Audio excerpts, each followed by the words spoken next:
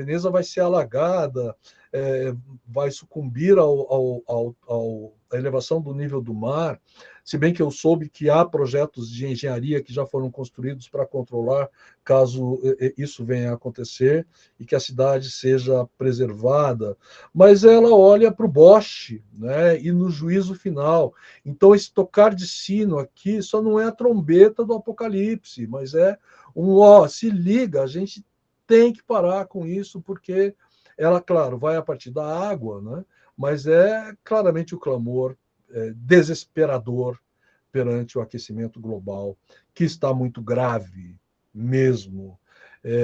Logo depois disso, aí eu aproveitei que estava por lá, fui passar uns dias de férias em Paris, e, gente, sou um sujeito tropical, habituado com o calor, e eu passei mal com o calor na cidade de Paris. De fato, a situação está muito grave. Em Veneza, não, porque tem muita água, né? Mas, então, esse é um sentido muito político. E aí, gente, como eu disse para vocês, eu sou um péssimo viajante, né? Eu só viajo se eu tenho um motivo muito claro para fazer, para viajar. O motivo dessa é porque eu queria ver a Bienal anterior e não deu certo, consegui ir nessa, mas talvez o motivo mais importante é porque eu queria tomar alguns coquetéis nos lugares onde eles surgiram. Então eu fui para Veneza para, em primeiro lugar, tomar Aperol e Bellini, que é lá que eles foram criados, né? E depois fui para Florença para tomar o Negroni, que foi criado lá, e em Paris, em férias, aí sim, eu acabei misturando morango, que é fraise. Fraise é morango em francês, e a Jane morou lá, talvez ela saiba falar melhor a pronúncia disso, que eu não sei. E espumante. Então, gente, eu fui motivado aqui nessa viagem pela arte e por experimentar os coquetéis. Isso já faz parte da minha vida, e que para voltar para casa é um grande problema, porque os livros não cabem na mala e agora as garrafas de bebida também não. E aí, gente, depois de destacar alguns pavilhões, os artistas convidados que me chamaram a atenção. Aqui, Kader Attia, embora esteja na França, faz aqui uma relação com os modernistas. À esquerda tem lá uma cabeça que referencia Modigliani, né? E se tramando com uma figura ancestral, uma máscara subsaariana, o mesmo se vê na figura central, com uma relação com Pablo Picasso, e na figura da direita também, essa sobreposição, né, essa trama complexa do trânsito entre as imagens, e colocada aqui também nesse patamar de uma, hoje, o que a gente no Brasil chama de apropriação cultural, né, mas aqui também a Caderatia coloca nesses trabalhos, o texto fala muito sobre isso, está no catálogo, de que está muito interessado em pensar o valor religioso e espiritual dessas máscaras que foram esvaziados quando o Modigliani olha para a esfinge, o pescoço da esfinge do Egito, o busto de Nefertiti, que influencia o Modigliani, que, aliás, eu tenho um filme para indicar aqui do lado daqui a pouco, e o próprio Pablo Picasso, que essas máscaras se esvaziam de sentido, né? Elas vão para o caminho da forma, da multiplicidade do olhar, numa relação até com as ciências modernas, com Einstein e relatividade e tal, mas se esvaziam da espiritualidade, que é o que interessa muito a Cadê a Tia. Aqui, gente, Alice Mahler, dentro da área externa já do Giardini, mas essa cabeça vermelha aqui, eu custei para entender, porque isso tudo é reflexão que você vai fazendo na exposição e depois, né? Mas o vermelho aqui é o vermelho de Afrodite, essas cabeças de mulheres, né, emergindo da água. Você pode pensar também numa relação com o aquecimento global, as geleiras e tal, mas também pensando no aspecto mitológico de Vênus e de Afrodite. Vamos relembrar da pintura do Sandro Botticelli, do Nascimento de Vênus, que ela está numa concha de vieira. A concha de vieira e o Zéfiro do lado, o vento soprando, né? A Afrodite, recém-nascida, e a concha de vieira triturada é o que fazia no mundo antigo o pigmento vermelho. Então aqui tem uma relação mitológica com Afrodite, com Vênus, com esse vermelho e com esse lugar do sagrado. Aí, olha, Cláudia, também do sagrado da mulher relacionado com a natureza. Laurie Anderson, nesse pavilhão, que eu achei até um pouco fraco, perto do que nós vimos em São Paulo antes da pandemia. Ela apresentou o Chalk Room, o pavilhão de giz, numa galeria do lado do Cine Sesc, na Rua Augusta, uma galeria minúscula que nem existe mais. E lá tinham aqueles óculos de realidade virtual que você, de fato, andava dentro de uma sala de giz, né, virtualmente. Aqui é a cabeça dela. Né, o que se passa na cabeça dela não tinha essa interação virtual, mas todo o Chalk Room também era assim, né, giz branco sobre fundo preto. Nesse caso não é nem giz, é tinta mesmo, porque o fluxo não permite um material tão efêmero no chão. Olha o Nick Cave aqui que eu falei para vocês. O Nick Cave, no catálogo está errado, está dizendo que ele nasceu nos Estados Unidos. Não, ele nasceu na Áustria. O Nick Cave tem uma relação muito forte com o Brasil. Ele passou nos anos 80 aqui por São Paulo, se casou com uma brasileira. E ele, um artista do rock, de repente faz esse corpo em escultura de bronze. Tem muita coisa dele espalhada por lá.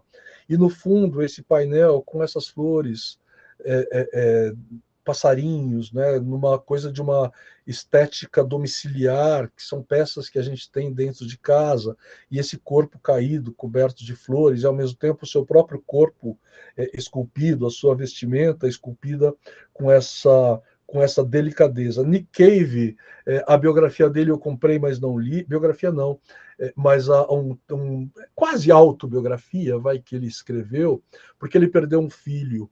E depois que ele perdeu o filho, ele sempre foi uma pessoa que se interessou pela religião, pelo lado espiritual e sagrado do existir.